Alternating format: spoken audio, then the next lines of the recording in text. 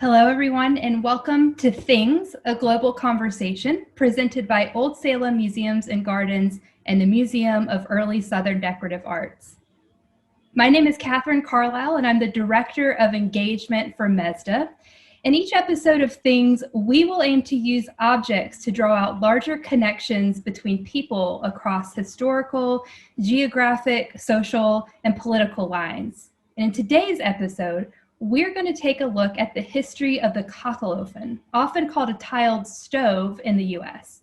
We'll explore its origins in Europe, how European governments in the 18th century inspired their development, efficiency, and popularity, and we'll look at the adaptation of the Kachelöfen by the Moravians in Salem, North Carolina, and what this ceramic technology can teach us about environmental sustainability. Joining us for our conversation are Tara Logue, Education Coordinator and Potter at Old Salem in Winston-Salem, North Carolina, and Jessica Steinhäuser, an award-winning ceramic artist working in the Kachelöfen tradition in Ontario, Canada.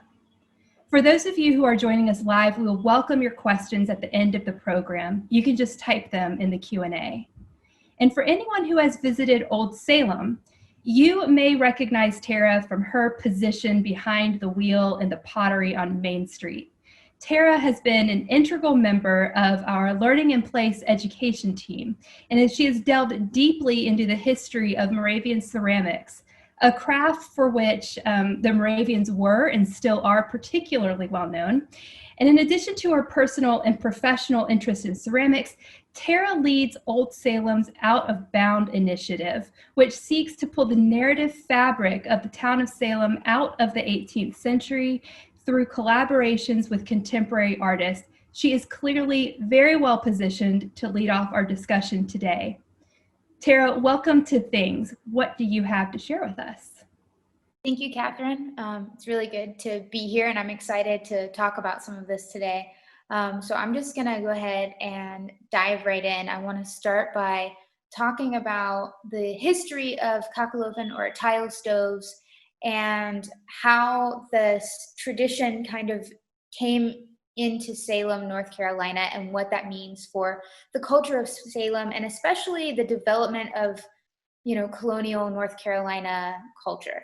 The Moravians, for any of our audience members who don't know, were an early Protestant group that originated from areas that we would now consider to be the Czech Republic, but originally were German and German-speaking territories. And they kind of migrated into the Herrnhut, Germany area, and then eventually to Pennsylvania in the New World, and then down to North Carolina. Salem, or what we know as Old Salem in North Carolina, is one of those Moravian outposts in the colonies that was very integral to the development of colonialization in North Carolina. And so even though we tend to think about a lot of colonial culture in America as being this very anglicized culture, there's quite a bit of German influence, especially in specific pockets of it, like in Salem. And so this is where we're kind of getting this gateway to some of this very German and more Eastern European sort of tradition. Now, even though we tend to focus on the story here today in the 1700s and early 1800s, a lot of this actually has its roots beginning in the 1500s. Around 1550 through 1850, globally, but especially in Northern Europe, there was this experience that a lot of us know as the Little Ice Age. Now, this was an extremely cold period compared to modern standards globally that was partially due to large volcanic eruptions in Indonesia that clouded the atmosphere with dust and kind of kept some of the sun's heat from being able to enter the atmosphere. But at the same time as that, there was also this sudden lack of solar activity. If you look at the chart at the bottom of my screen, it shows where there's this severe drop in solar activity around the 1650 through 1700 area. And then there's another sharp drop right after 1800. And this contributed to this kind of global, extremely cold period. In fact, we have documentation from Salem, North Carolina, from the year 1817, where Brother Woolley, who was one of the teachers at the boys' school here in Salem, there's an account from his diary where he mentions taking the boys out to play in the creek that morning, and some of them brought their games and they're playing marbles. And he mentions that there's frost on the ground, the air is cold, it feels like it might snow. And it feels like this kind of, cozy sort of late November, maybe December sort of vibe in the atmosphere. But then you look at the date and you realize he's talking about the second week of August. And for those of you who live in North Carolina, we all know that the second week of August here nowadays, it's not uncommon to see temperatures in the upper 90s or 100 degrees Fahrenheit. We never would consider there being frost on the ground in the second week of August. And so that's from 1817. So that really shows you how dramatic of a temperature difference the Moravians in early Salem are experiencing. And so all of this kind of cold period going all the way back to the 1550s leads to an increased use of firewood for cooking, for heating homes, also for light, because there's documentation of it being darker, especially in Northern Europe, for longer. And so because of this, what we see is an intense period of deforestation all over Northern Europe. And this becomes especially a problem in the colder areas where people need more firewood to be able to keep their homes warm, to be able to even keep their animals warm. And so this becomes a pretty severe problem. And so what happens is people start looking for solutions.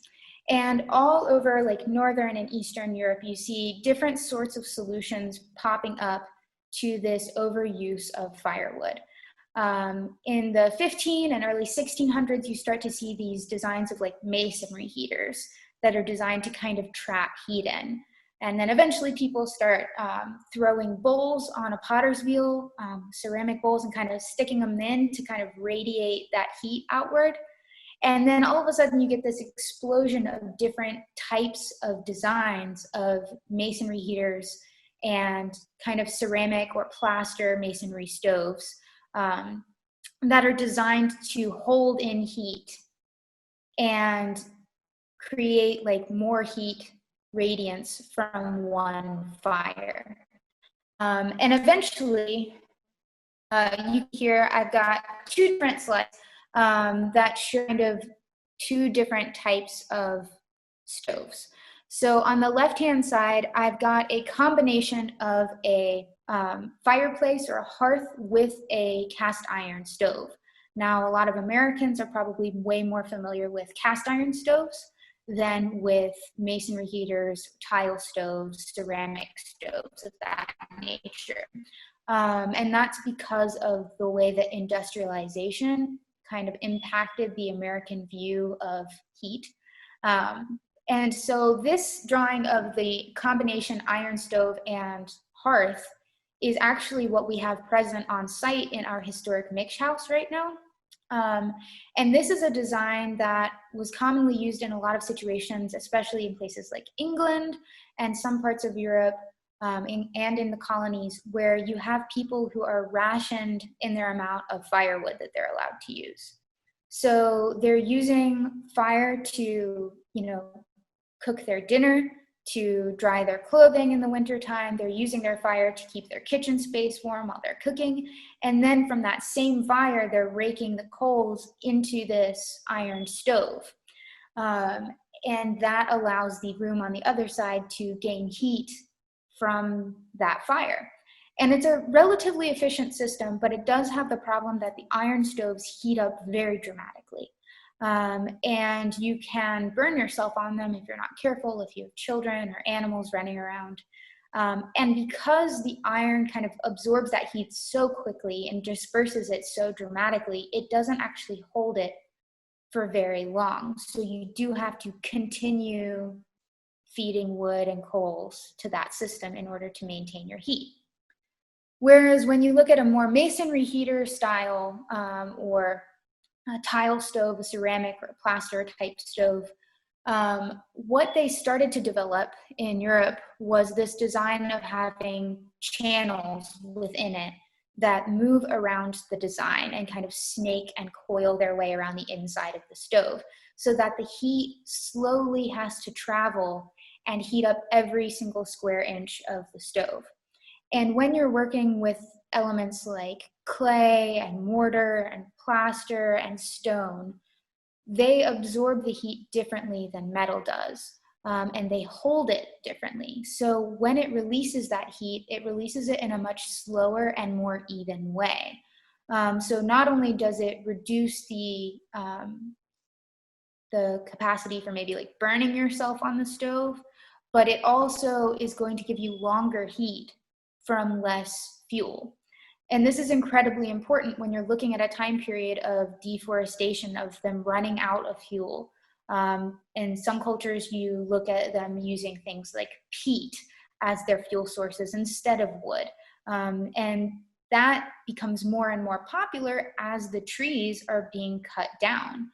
And so that's not just impacting, the landscape, it's also impacting your water sources, your erosion. It's impacting all sorts of other ecological factors as this deforestation continues.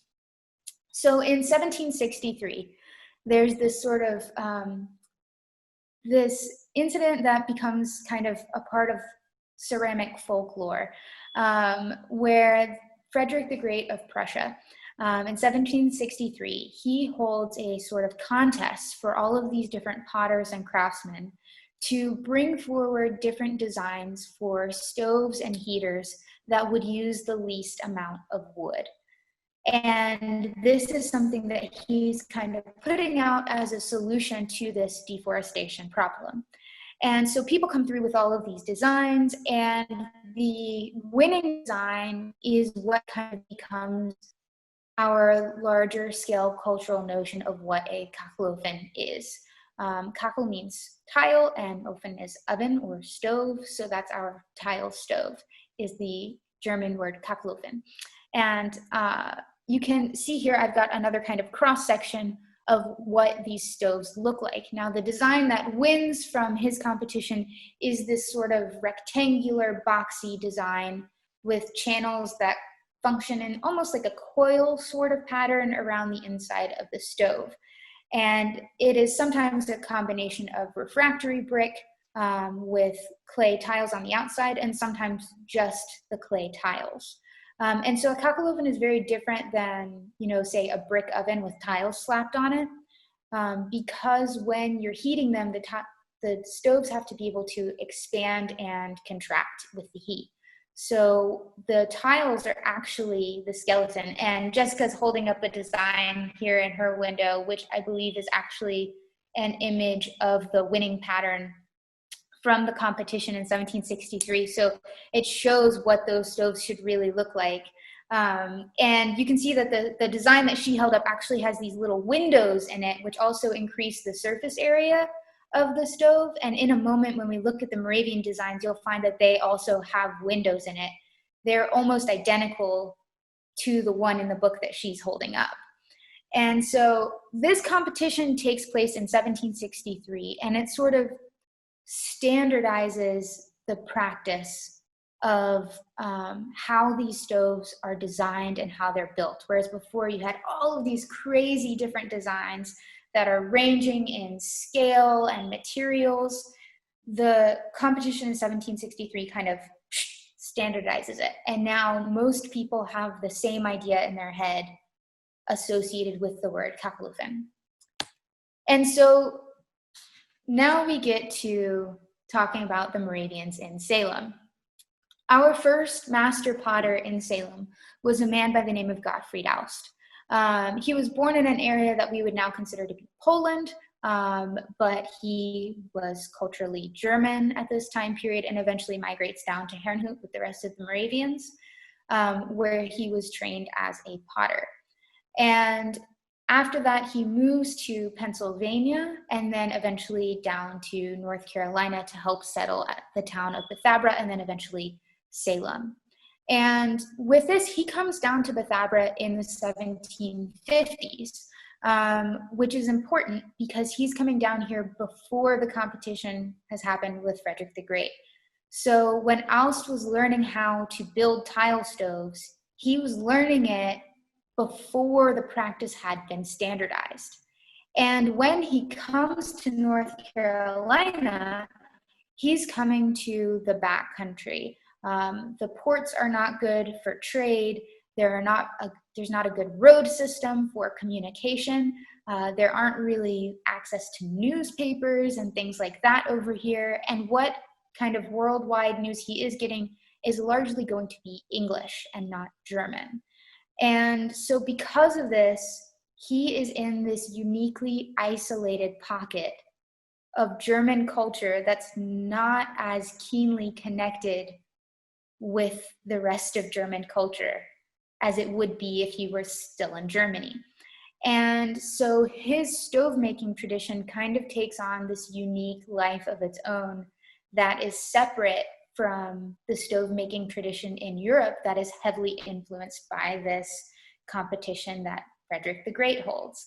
And so we see this uniquely German-American idea of Kachelöfen that comes from the tradition of Gottfried Aust and what he establishes as kind of the standard for Moravian tile stoves. And so I've got a picture here of some of his molds and tiles. And in a moment, I'll actually hold up some of them that I have with me today. But these are plaster molds that have kind of an acanthus leaf pattern carved into them. He moves towards making molds out of plaster around the 1790s when it becomes easier to import bags of already made plaster. Prior to that, he was making a lot of his molds out of bisque-fired clay. And so it's very absorbent, it absorbs moisture, it allows the clay to shrink away from the mold. So it's an ideal sort of material for making mold work. And then over here, you've got the backside revealed of one of the stove tiles. Now, by his time period, they're already used to working with square or rectangular shaped tiles. And then they're creating this sort of raised frame around the back so that when you construct the stove, each of the tiles kind of stack on top of one another, almost like the way we would think of Legos stacking on top of one another today. And then the backside, when the stove is constructed, gets completely filled with a clay mortar.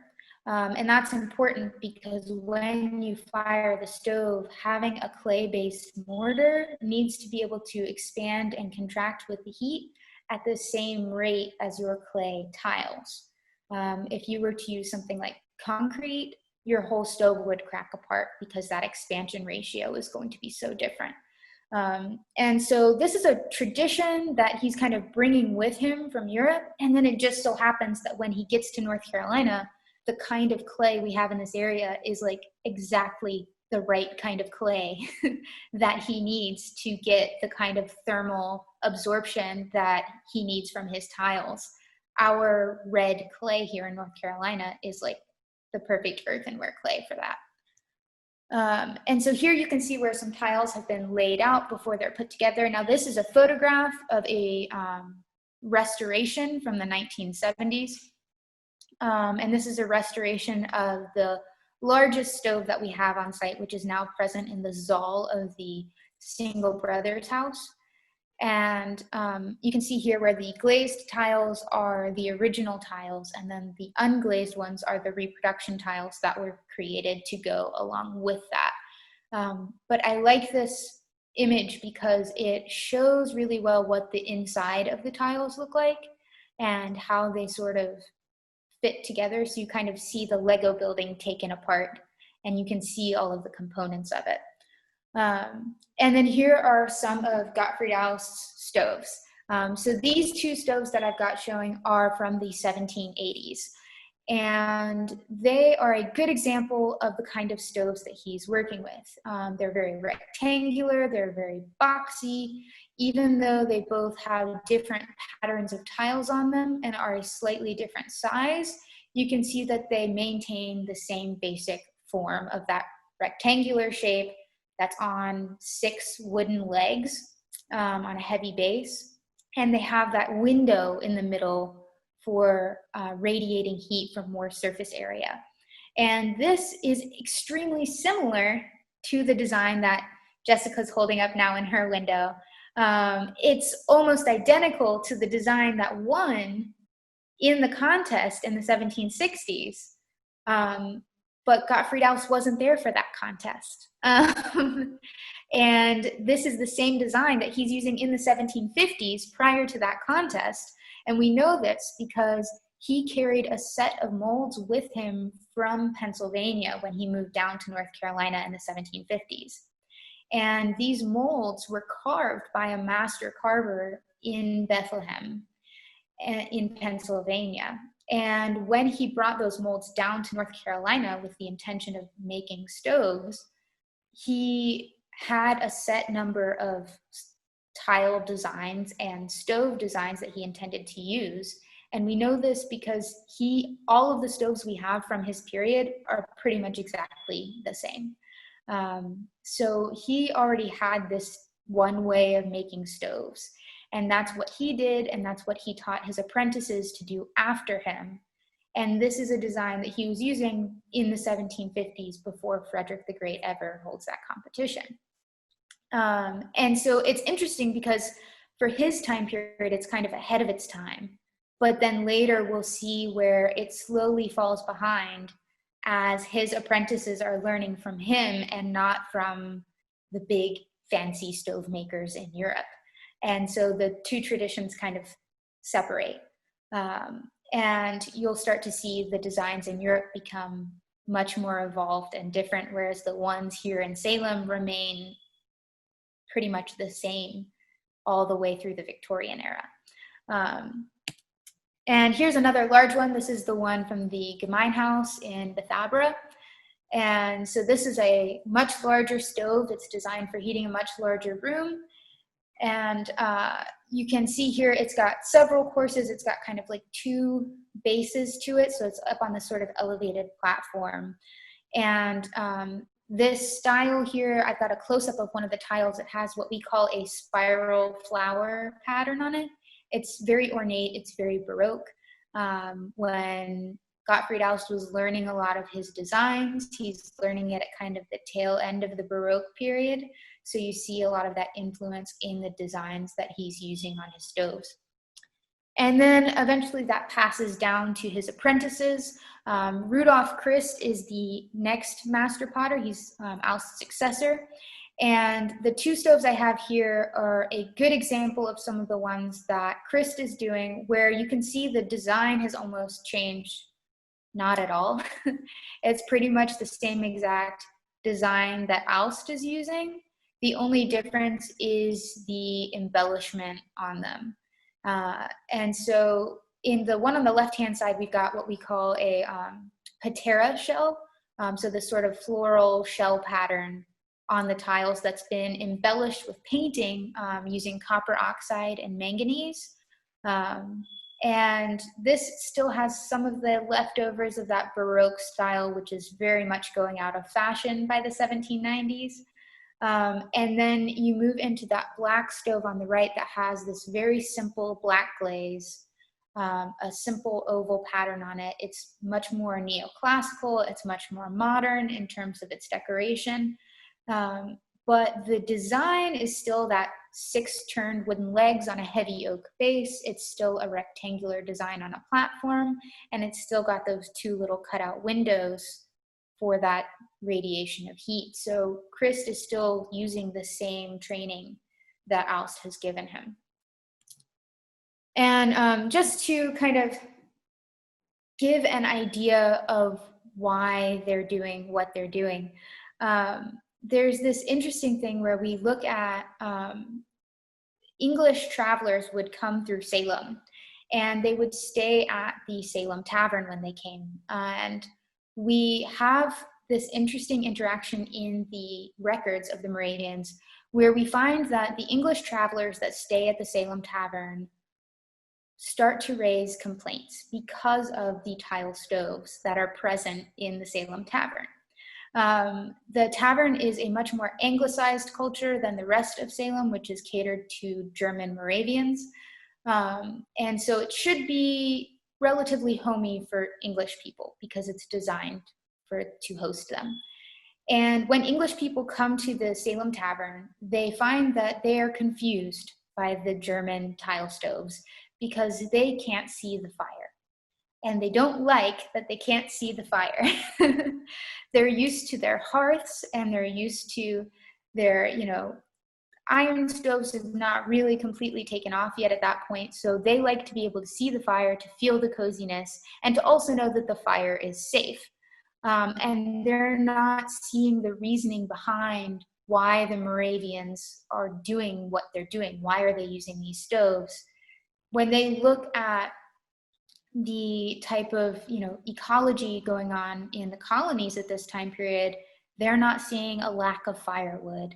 They're not seeing all of the environmental reasons for this. But there are so many other reasons too why the Moravians are using these stoves. I have here a quote that's actually from the 1890s, and it's by Mark Twain. And it's an excerpt from an essay of his called Some National Stupidities. And it's in his book From Europe and Elsewhere. And this quote kind of exemplifies the difference in what it's like to use a tile stove versus what it's like to use a hearth. And so in this quote, Mark Twain says, "The German stove is by long odds the best stove and the most convenient and economical that has yet been invented. One firing is enough for the day. The cost is next to nothing. The heat produced is the same all day instead of too hot and too cold by turns. One may absorb himself in his business in peace. He does not need to feel any anxieties of solicitudes about the fire. His whole day is a realized dream of bodily comfort. The American wood stove of whatsoever breed, it is a terror. There can be no tranquility of mind where it is. It requires more attention than a baby. It has to be fed every little while. It has to be watched all the time, and for all reward you are roasted half of your time and frozen the other half. It warms no part of the room but its own. It breeds headaches and suffocation, and makes one's skin feel dry and feverish. And when your wood bill comes in, you think you are supporting a volcano."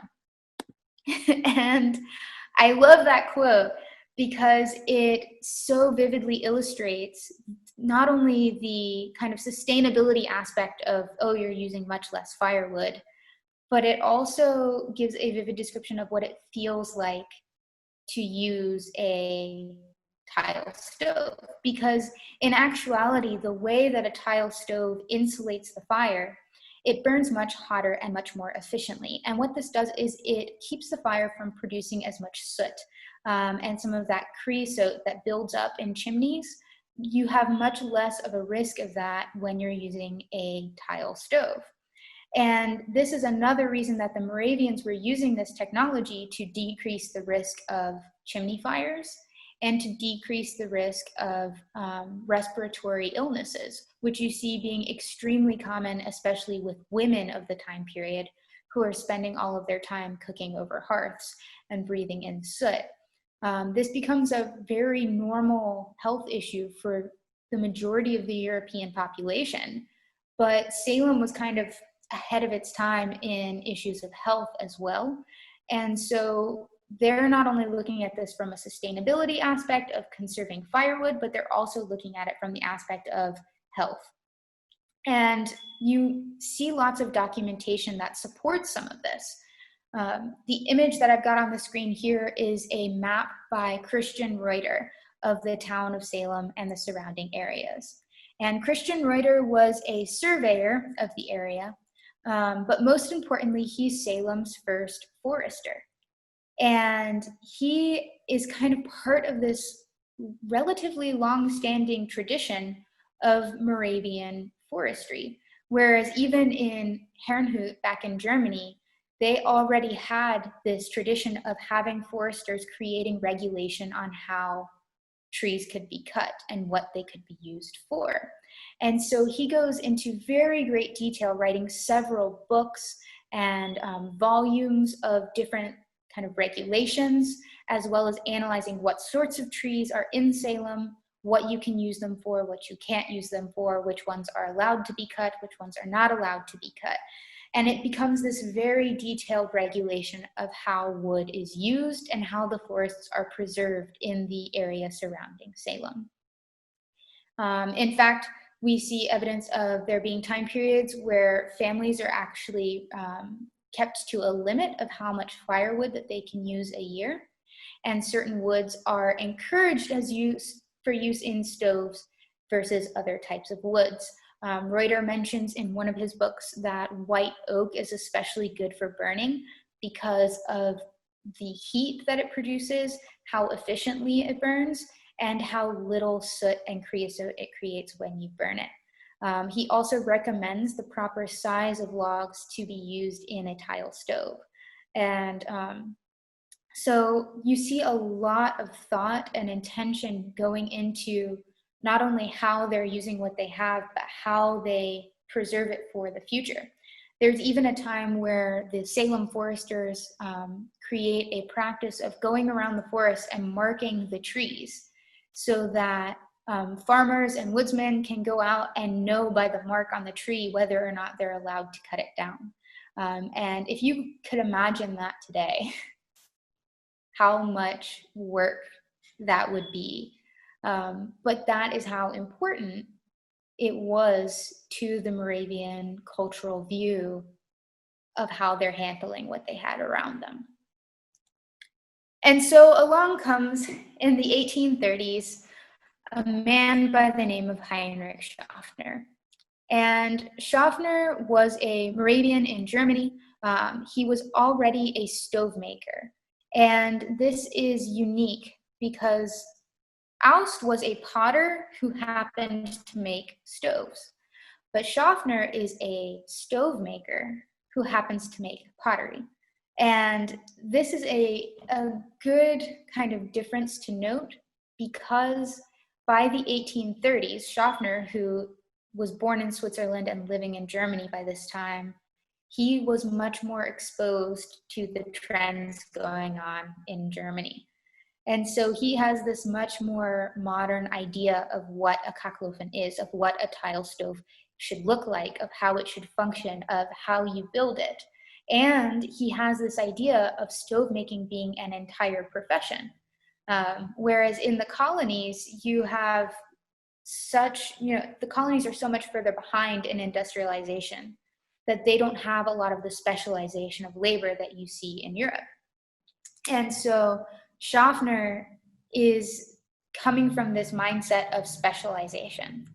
And when the Salem congregation reaches out to him and invites him to come and become master potter, his reaction to them is actually hesitation. And he explains that he can do pottery, but he's not very good at wheelwork, and he's a much better stove maker. And so when he comes, and eventually he does, and they accept him and he accepts them, he comes with this idea of wanting to make modern stoves. And here I've got 2 or 3 of his designs that he brought with him. He actually brought a whole portfolio of drawings with him from Europe. And these designs are so monumentally different than the ones we see prior to Heinrich Schaffner. Gone are the standard refrigerator-looking rectangular tile stoves. Now he's moving into this, very elaborate Victorian sort of decoration. You see all these fancy acanthus leaves and scroll work. And then also there are these new cylindrical tile stoves, which are all the rage in Europe. And you can see the one on the far left here is cylindrical. I think that the stoves that you're showing us right now are actually pretty similar to what we're going to be seeing in a moment from Jessica. Yes. Yeah, this is actually a pretty fabulous segue. If you don't mind, I'd love to bring Jessica into the conversation. And I want to thank you so much for introducing us to the Kachelöfen technology, Tara, and how it's evolved over time, and we'll continue to see it evolve, but particularly how it was used in Salem here in North Carolina. And I just want to remind anyone who's joining us live, if you have any specific questions for Tara and the information that she's presented so far, we'll be happy to answer those. You can just throw them into the Q&A. So I'd love to bring in Jessica now to share with us some of what she's creating in her studio in Guelph in Ontario, Canada. And just to review, Jessica is an award-winning ceramic artist who's worked on a really grand scale. She's breathing new life into this Kachelöfen technology. She was born in Germany, and she's earned degrees from the State School for Art and Design in Nuremberg and the State School for Ceramics in Landshut. And Jessica, I just want to say welcome to Things. And why don't you share with us a little bit about your practice? Hello, everybody. And Tara, thank you. You did a fantastic job explaining to the audience the history of the Kachelöfen. Very detailed and really, really enjoyed it. Excellent. So yes, for just correction, I was not born in Canada. I was not born in Germany. I was born in Canada to German and Swiss parents. So, but my parents moved back when I was just 4 years old, so I grew up in Germany. First, why don't you tell us just a little bit about how you became particularly interested in ceramics, and then how you took on the Kachelöfen in your practice? Okay, so growing up in Germany, I decided, well, I struggled in school. I'm dyslexic, and my parents did recommend that I probably should find a trade instead of doing some business school or something. Somehow I ended up with ceramic, and I started my apprenticeship when I was 18 years old at the Keramikfachschule Landshut. And it was my dream. So I've always been a potter. So I did a 3-year apprenticeship. And then after finishing that, I came to Canada on my own and worked as a production potter. And to be honest, though, my dream, even finishing apprenticeship, I've always wanted to build Kachelöfen. So my dream is over 30 years old. So it's never too late to start something new. Yeah, that was just my passion. And we had a Kachelöfen in our house, and I do recall them installing it. And I watched the people install it, and it was fascinating to me. Mind you, that was probably in the early 80s, and so it was quite ugly. But nevertheless, it was a Kachelöfen. And when just mentioning to Tara, even in Europe, the Kachelöfen and the potter has been long two separate apprenticeship. Even in Germany and Europe, Austria, it was one job a long time ago, but very early on it split in two separate apprenticeship. So yeah, so it's been my dream all along, and I loved production pottery, and but this was always something I wanted to do. Can you share with us a little bit about how people come to, commission these? Where in the world have you installed the Kachelöfen, and why is it that people are requesting them? Is it because of their conservation principles and their usage? Yeah, well, people contact me. Like so my journey for building the Kachelöfen or bringing the Kachelöfen to North America started about 10 years ago, once my kids were a bit older, and I just thought, no, this is the time. I either start this or not, but I was very early on discouraged just because there is no Kachelöfen installer to the extent that I needed for this to work. And it was a long, hard process. So now that I have installed about 44 all over the place, North America and Europe, Spain, Germany, I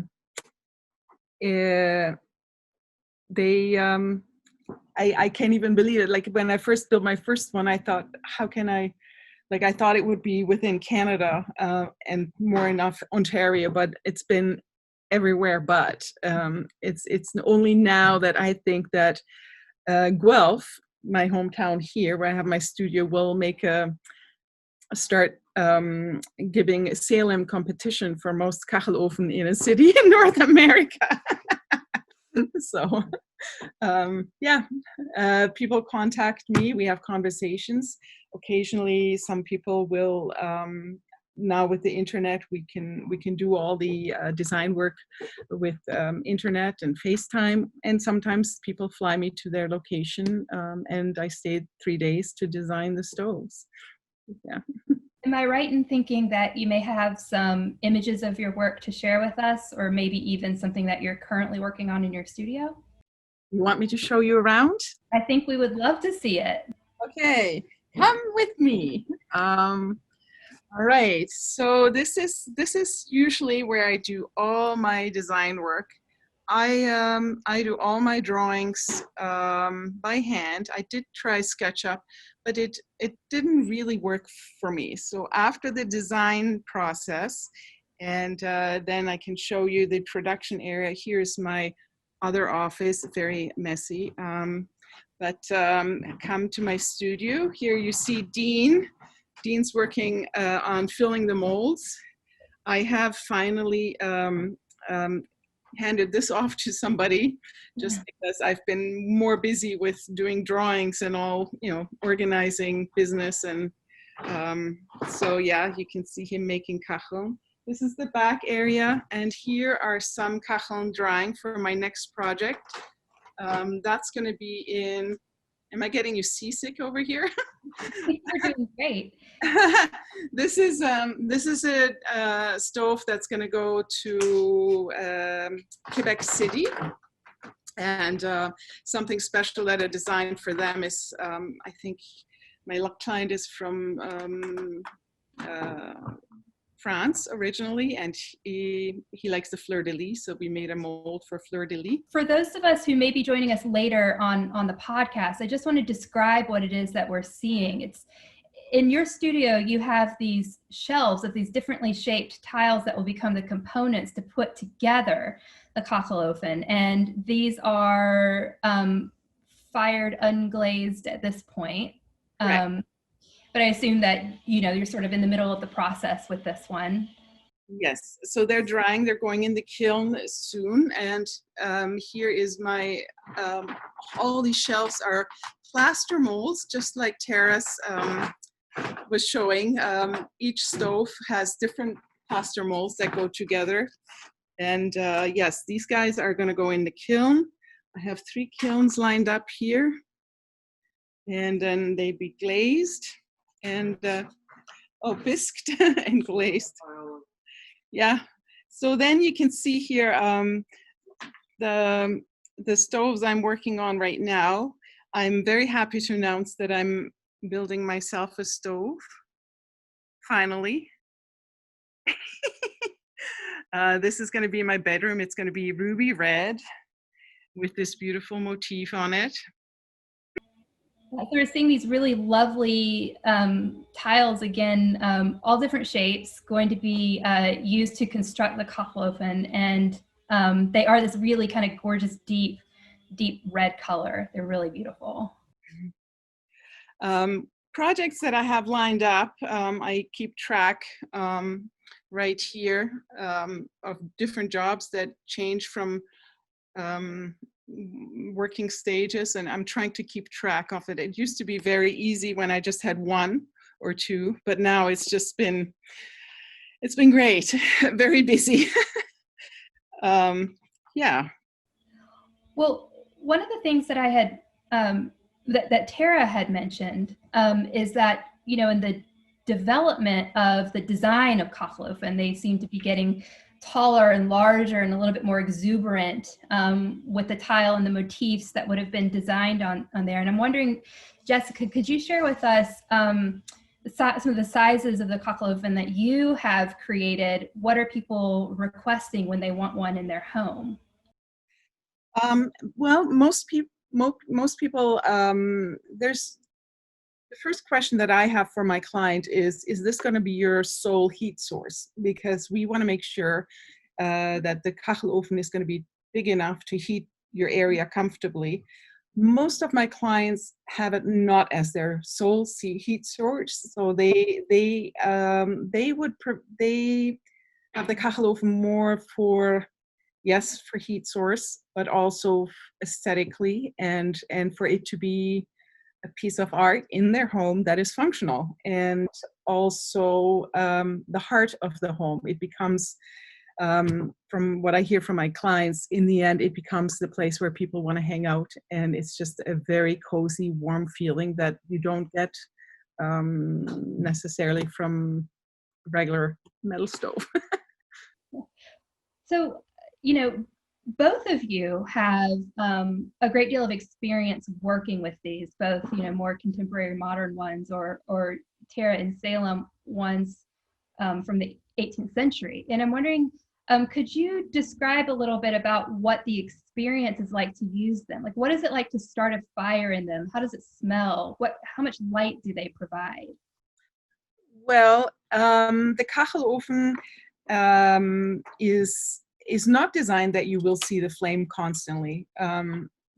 The very important for the Kachelöfen is to function properly, that you have completely dry wood, that your logs, like Tara mentioned, are split, not the North American quarter chunks, but that they are Holzscheite, which is a smaller version of a wood that is split kind of like, wait, do you see it? Like a very skinny pizza shape, that you should not burn non-split wood just because it takes more energy to burn. So that's very important. Completely dry wood, split logs, and that you have a top-down fire. Some clients ask, oh, I don't, it's always so much work to get a fire started. With the Kachelöfen, it is not a lot of work. If it's calculated properly, and if the shafts are done properly, you build your fire, the logs, let's say 6 split logs, you put kindling on top, you light it. And in my case, and Tara didn't have that, is the damper is open. So a lot of oxygen comes into the fire chamber, and the fire just starts, and you lock the door, and the fire goes, beautiful orange flames, and it's a very hot, quick fire, as Tara mentioned.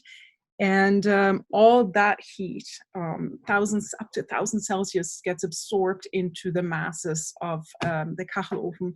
And I'll show you, our shafts are built out of, I get refractory brick from Germany, which is slabs that are quite thin. And with this is what we built these shafts. It is clay-based and kiln-fired. And with that, the mass heats up, and once there's only blue flames and little embers, you lock the air intake, and actually that's however long it takes, maybe an hour and a half, that gets absorbed into the Kachelöfen. So there's no fire after an hour and a half, but that is when your stove will heat up and radiate comfortably for 8 to 12 hours. Yeah. Tara, what about a pretty similar experience? Yeah, so one of the things that is so remarkable about these is that literally it does heat for 8 to 12 hours. And even historically, before they're packing them full of refractory brick, the documentation still suggests that they're only lighting 2 fires a day, one in the morning and one in the evening. Now, occasionally we do have records from the girls' school of some of the girls wanting it to be extra cozy, and they'd get up in the middle of the night and try and chuck a couple extra logs in, and they'd get in trouble for doing that because they're sleepy and they're throwing them in too hard and it's chipping the tiles. But one of the great things about it is that it is a very different heat than if you've ever used a cast iron like wood stove. It's much more like just, I don't know how to describe it except cozy, which is why a lot of times there are versions that have benches built into them or seating around them, because it's the kind of heat that feels almost like a body, because you've got this insulation of the tiles. So it feels like a deeper heat instead of like, ow, hot metal. It's like tiles with heat behind it. And it's the kind of heat you just want to like hug. Yeah. And in fact, I think I have a photo of me from the MHA conference last year where we built a tile stove at the conference, and I think I have a photo of me hugging it, because it's so nice. You just want to lay on it all day. And when you look at a lot of cultures and here's an image of one of Jessica's with a dog sitting on it. So cute.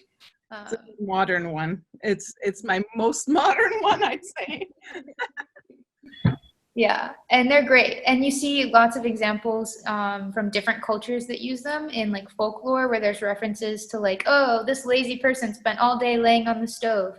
And that's because you want to lay on the stove. It's really nice. Well, I'm curious to know, in what ways do the historical practices of Moravian potters or potters elsewhere maybe translate to practices that we could implement today in terms of heating our homes or any other ways that we might be able to start practicing sort of ideas of sustainability at home? So one of the biggest things that jumps out to me is because of the amount of regulation that especially the Moravians and Salem were dealing with on this, they were constantly having to think about where their wood was coming from for their fires.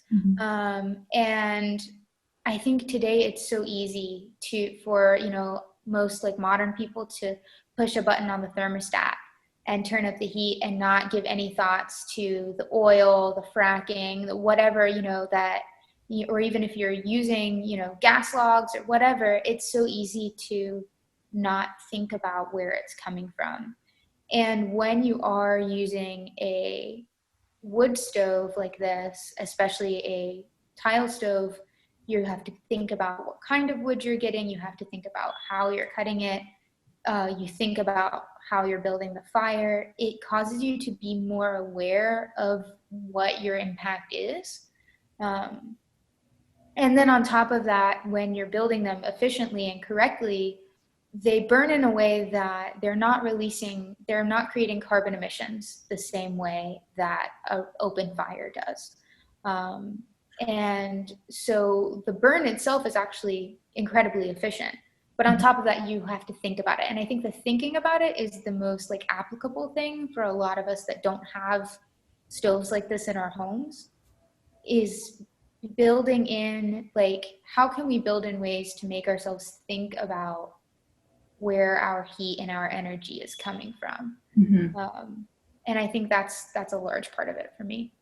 Right. Practicing mindfulness in terms of our home energy use. So it may not be practical for most people to tear out their existing home heating systems and build and install a beautiful Kachelöfen by Jessica, but we might be able to suggest some alternatives and at least think in terms of being mindful about the ways that we use energy at home.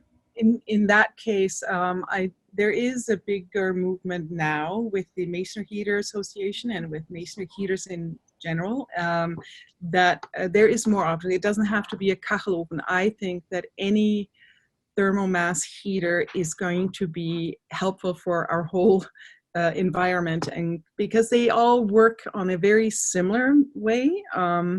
The soapstone version, mostly familiar with the name Tulikibi, or the North American masonry heater, which has stone, and it just, there's a lot of different versions. The Russian stove, even the rocket stove, which is more a rustic version as well. I think any stove that encourages less wood and heat storage is what we should be focusing on for sure. And we actually have a number of great questions from those who are joining us live, and I'd love to pose some of those to you. Amy Pfeiffer is curious to know, and we talked a little bit about this, but the difference in efficiency between using a metal firebox and a clay-built one. I mean, we talked about sort of the thermal conservation of clay, but perhaps we could speak just a little bit more to that specifically. Well, A metal stove, the advantage is it heats up the area quite quickly, but it also cools down quite quickly. And anything like metal does not store heat. So metal box versus like chamotte with the clay-based refractory brick will always be more efficient for sure because it will store the heat. Mm-hmm.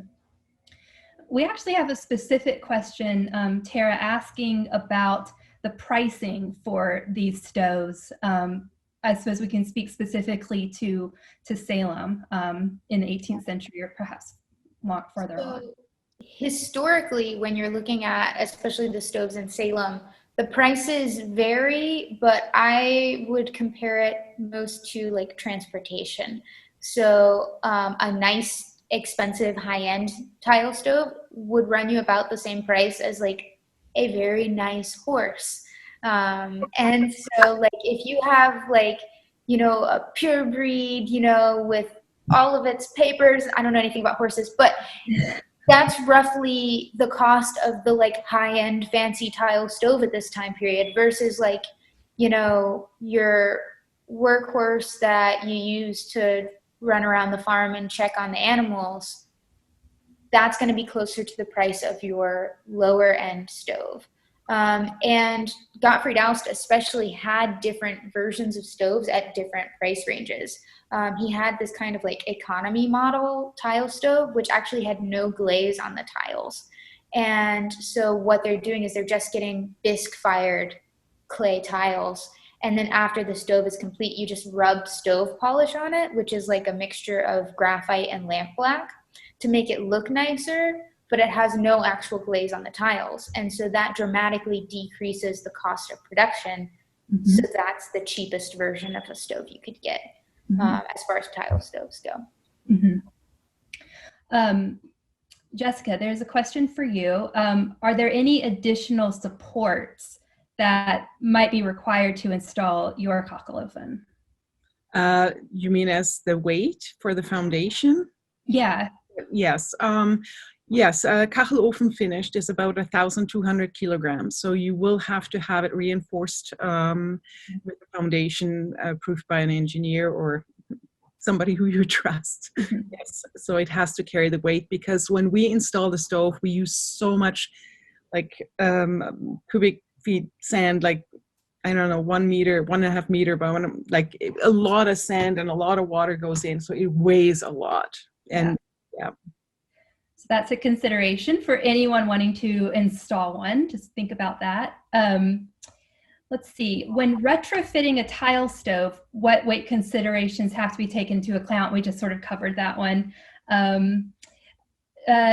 Jessica, what is the time frame for building, constructing, installing one of yours? Right now, with COVID, it's going to be a while. No, but usually I have about 8 projects on the go, and they're all at different stages. It's not something that you get within 3 months. For me to design a stove and to have that ready, once design is ready, and if I have existing molds, it could be like a month before I start production, and production would take me probably 5 weeks to make and glaze all the pieces if I have the time. And then I, wherever the stove goes, you ship it, whatever. It could be 3 days, it could be 2 weeks. For the install itself, I work with my partner in Austria, Mario, and he comes in from Austria, and he and I install usually a stove within, it takes us about 4 to 6 days, depending on the size of the stove. Do you ever run into any issues with fire codes? Well, the U.S. actually has been very kind in that regard. It is usually here in Canada that it takes me longer to get a permit if I go the route with permit. It's a gray area. We have this thing here called wet certified, which people think should cover the Kachelöfen, but it doesn't. It really just covers the chimney parts. But I have successfully installed a lot of stoves with permits. I think, well, a lot is too much to say, maybe 5, 6, but it is possible. It just takes an engineer or my architect to sign off on the drawings and hand it into the city. So the Kachelöfen is covered under as the German stove or Grundofen in the ASTM 1602 code, and that is the American standard for masonry heaters or solid fuel burning somethings. Sorry. For someone for an ambitious DIYer, is there maybe some place that someone can go, perhaps on the internet, to purchase the shell or tiles of an antique tile stove? Is this something that you might not recommend someone take on themselves? What do you suggest? If there is Kacheln on the internet available, antique stoves, and I have installed successfully 44 stoves with Mario, and if it's a straightforward small stove, I think it might be possible. I am currently building my own stoves, and I'm still going to install them with Mario because this is his full-time profession. He's a master oven installer, and it is fire. And I personally wouldn't recommend it necessarily. It's taken me 10 years to get to this point, and not to say that I can't install my own stoves. We did one successfully at MHA, and it's kind of like comparable. Do you have a dentist that you trust to have fixed 3 teeth, and then I don't know. It's an ambitious project. I'm not saying that you might not be able to do it, but problem here is too that all the literature mostly is in German, so you might have to learn another language. That I will say, just jumping in on that is extremely true about all the literature being in German. That's partially how Jessica and I met, because when I started researching some of this, I could not find any literature that I could read. And so I found her information and emailed her and was like, please give me something to read. But also, there's a lot of physics involved in getting the draft just right on your stove and making sure that the air pressure isn't too much on the firebox. And there's a lot to learn. It could be, you don't want to, if you're going to be a DIYer to try to take something like this on, I would hope that you at least already know something about like chimneys or fireplaces and fire safety, things with that. We have like each of my stoves, Mario does calculations on them, and I don't know what happened to our screen. Do we know here? I am not sure. But I think if people want to go to the side-by-side gallery view, we can still see everybody speaking.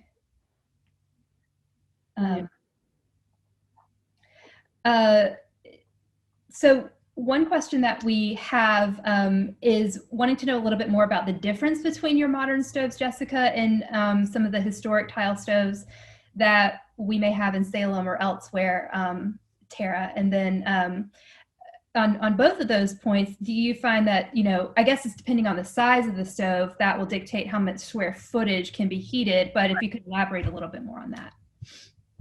So the difference between Tara's and my stoves? Yeah, historic ones and perhaps ones that are being produced today.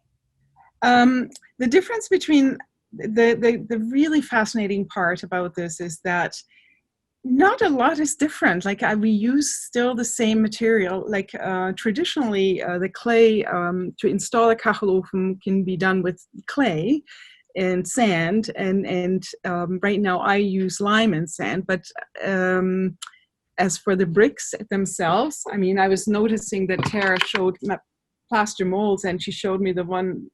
And look at the plaster mold that I have, and it reminds me of, is it August or somebody's, like with the leaf motif? Oh yeah. Right? Wow. I built a stove in Baltimore, and it's still, so really the coolest thing is that I find that there is so much similarity in the way I install and make the kacheln, I guess, and all the bricks. Maybe my grout lines are a little bit smaller, but other than that, the cool thing is that it's still very much the same. Mm-hmm. I think one of the only differences that I've noticed is that somewhere around like the 1800s, I think, it seems to become common practice to put refractory brick inside of the tiles. And the Salem stoves, at least, it looks like Gottfried Aust is not doing that. He's packing them solid with clay, which today would maybe not be considered best practice. But I've actually got this tile here is one of the original tiles from Gottfried Aust, and or this might be a Rudolf Christ one. But you can see how it's hollow in here. And this one would have been like packed. Yes, you can see Jessica's, the tiles look almost identical in terms of construction, but hers, you would pack a refractory brick in there with the mortar for extra insulation. And Aust is just packing in more mortar and clay. And so that's a little different. And then a lot of the best practice now is to use these little metal pins to kind of clamp the tiles together so that when the stove expands and contracts, they all kind of shift around, but they don't come apart. We don't have any evidence that the historical Moravian potters are doing that. The only thing we do have is if you look in the corner of this piece here, there's a hole. And all of the corner pieces have that. There's been some conjecture about there maybe having been a metal piece that you would thread through the corners, like a piece of rebar kind of. I don't know that they're doing that. Just saying no. Yeah, and so you can see my corner pieces have also the hole, and for long I was taught in my apprenticeship to do it that way, and the reason being that you having the hole might suggest that they did have wire for the corners, because the corner has extra pressure from expanding and contracting, and it's a weak point in the Kachelöfen. And I think that, so when we install the Kachelöfen, we bend the wire in here and have it hooked to some part inside the stove for extra security, for this piece not to, like a loose tooth, fall out. And I think that's would suggest to me that even just for the corners that you would have had some sort of wire connecting them. And in some of my pictures in the Roslin stove where I show the process, you will see the chamotte, what we call it, chamotte that is pressed into the clay in the back. Yeah. Have either of you been involved in the restoration of stoves? I have not. A little bit. And that this year was my first year having any involvement in that. So we have a very large tile stove in the Zoll of the Single Brothers house, which I showed a photo of earlier laid out on the floor. This year, we collaborated with a local potter and stove maker, Ron Probst, who is mostly retired, but very generously offered to help with this anyway, because he has worked with Old Salem in the past in restoring some of our stoves, and he's very knowledgeable about them. And so he led the restoration, and then I just kind of assisted to learn what his practices were. And what we did was we ended up taking all of the tiles apart and cleaning them up, because when the stove had been put back together in the 1970s, they did it with concrete, which is just the worst possible thing that you can do to a tile stove. And some of the tiles were original artifact tiles, so they were very brittle, old red clay, like local red clay. And then you're trying to use diamond bit tools to scrape concrete off of them. And ultimately the concrete is stronger than the clay. So it was incredibly difficult trying to get them apart without damaging the original tiles. We did do that. We did have to piece some of the tiles back together a little bit. And then we reconstructed the stove with refractory brick inside, with the metal pins inside, and with a proper clay and sand mortar, so that even though it probably will not be used in the space that it's in because it's in one of the original museum buildings, theoretically it could be used. To that, if I may, the school that I attended in in Landshut, our school was very heavily involved in restoring old Kachelöfen in all the castles around Landshut and that area, and it's still, it's still being done everywhere. And most castles, if they have a functioning Kachelofen, they would have it heated with very low voltage electric heat. It still creates the same radiant version, but it's definitely not going to damage a museum by any chance. And it's also one of those things that, you know, here in the US, there are not a lot of historic tile stoves just laying around because they kind of died out around the 1830s for the most part in the US, but they're still very present in Europe. And they're all over the place. So there are still, like, you know, industrial companies that make stoves like this in Europe, but then in the US, like, almost no one has heard of them. To that extent, like in Austria alone, there's existing 48,000 Kachelöfen existed in Austria alone, and every year they build 15,000 each year to add to the 480,000 stoves today. That's pretty remarkable. I mean, I think maybe all of us who have a desire that, you know, America might take on more sustainability practices, that would be a pretty incredible thing if we could see more Kachelöfen being built and used here. And I will say to that end, we do have just one more question related to a modern install, which is, you know, if it's used as your primary heat source, what is the typical square foot size, Jessica, for the homes in which you are installing these tile stoves? It really, for a sole heat source, usually it's a small, like a smaller cabin home. The footprint of the stove is about 2 feet by 3 feet, and then about 2 meters high, I would say. There. I love that we've gotten so many questions from people who are asking very specifically how they might be able to have Kachelöfen in their own homes. It sort of gives us some hope. And then lastly, before I wrap things up, Jessica, I'm wanting to know if you might be able to kind of walk us through the Roslin stove process. Yes. So do we have pictures for that? I think we do.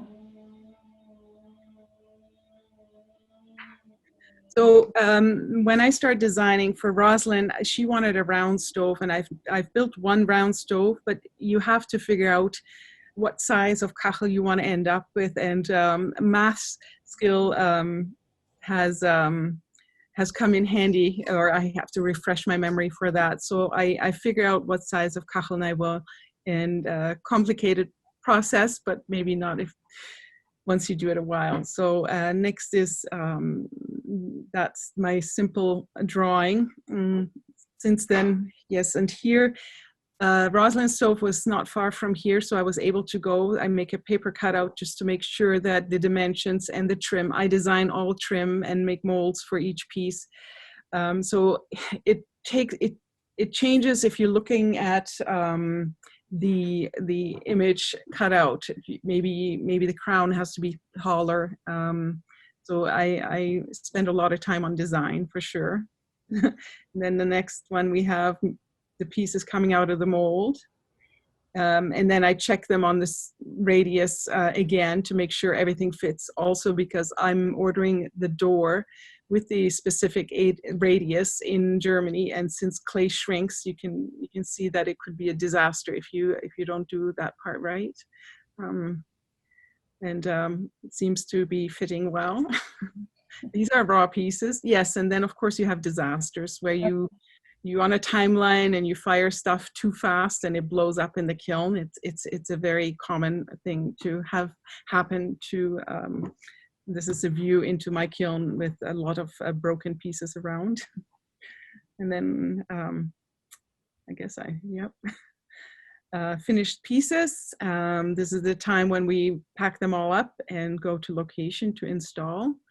And then what we have next is, here you can see the chamotte, the refractory brick, glued with the lime and sand into the cavity. And you can see also the little metal wires that then hold the kacheln, each kacheln together. This is the fire chamber from the top. It's a very small stove. It's only 80 centimeters in diameter, and but it will heat your area. Next, that's the first shaft coming up. So you can see it's with a single skin, and there is cardboard, as you can tell. And when I was a kid, it freaked me out that the oven builders would put cardboard into the stove, because as a kid, you know it's going to burn, but it is there to create a space for the inside of the stove to expand and contract without cracking the kacheln on the outside and the grout. And then you can see cleaning out holes, so little doors that we glue in, but with mortar, and then you can loosen it to clean the shafts or vacuum them every 8 years, or however you often use the stove. And there we go, it's working. The fire going. That's a small stove, yeah. Well, it's really beautiful, and it's fascinating to see the process and how modern it looks, but really how the technology hasn't changed very much. I want to thank you both so much for your time today and for sharing this incredible technology with us.